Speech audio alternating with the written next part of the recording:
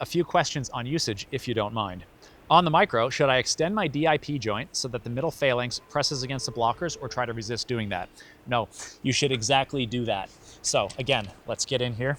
The blockers are in fact designed to place your fingers into that optimal gripping position. As I place my fingers up against the blockers and just make contact, and then I fight to keep them there for the entire exercise. As I move into the failure condition, of course, I'm going to lose contact, but I'm still fighting to sort of keep that joint flexion. And that's how we're getting that extra active FDP engagement on the micro. So this is the correct hand position training on the micro.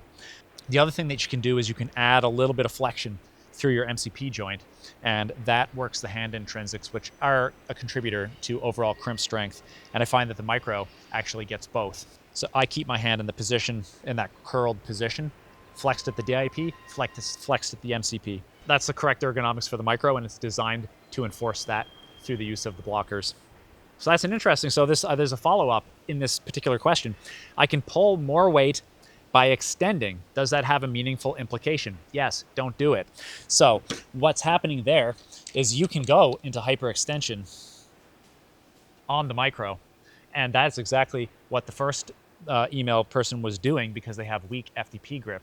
What you're trying to do here is compensate for weak FDP and use your FDS grip. So no, that is not what you should be focusing on. If your FDP is underdeveloped, that'll happen more early on with the micro use, but you will get better at maintaining those correct joint angles and get that optimal stimulus for FDP. Okay, the question continues. On the crusher, should I be wrapping my fingers around the roller till my fingertips touch the ledge behind the roller, or is it more of a drag position with my distal phalanx resting on top of the roller? With the crusher, they're asking whether their hand should be all the way in, like mine is here, or should it be more of that open hand grip on the rollers? And the answer is all the way in. That's what the crusher is designed to do, to place maximal loading proximal to that distal phalanx and load the FDS specifically while disadvantaging FDP. So I'm going to do a heavy set to demonstrate. If I go out on my FDP, like they were asking, impossible. Can't lift it. This is full body weight lift right here, 150. I go into the blockers, no problem. That's how the crusher is designed to be used, and that is how the crusher achieves its differentiation between the FDS and the FDP, because what happens is that when you load heavy with the fingers all the way around the rollers, when you reach that failure point, your hand starts opening, it will be too heavy for your FDP to take over, and you'll just totally fail. There is going to be a transitional phase from the optimal FDS grip as the hand starts opening. But again, just like on the micro, you want to fight that. You want to fight to keep those fingers just lightly brushing the blockers is what I do. I don't push into them. You want the load to be on the rollers themselves. So I'm just making light contact in this case on those blockers, but I'm trying to maintain so I can just feel them brushing my fingertips.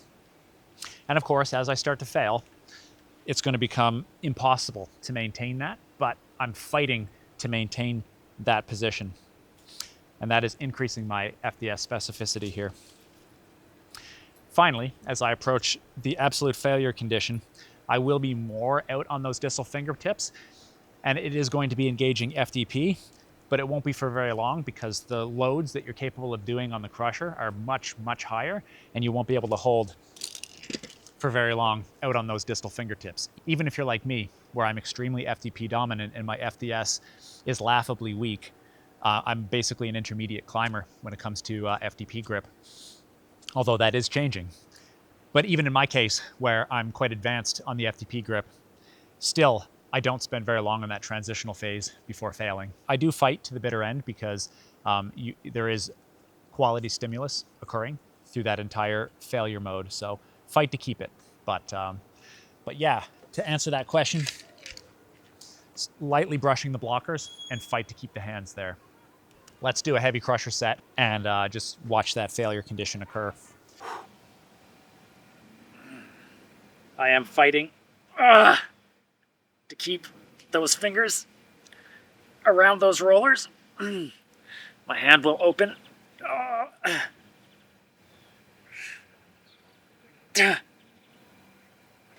I can't bring myself to fully fail on the crusher.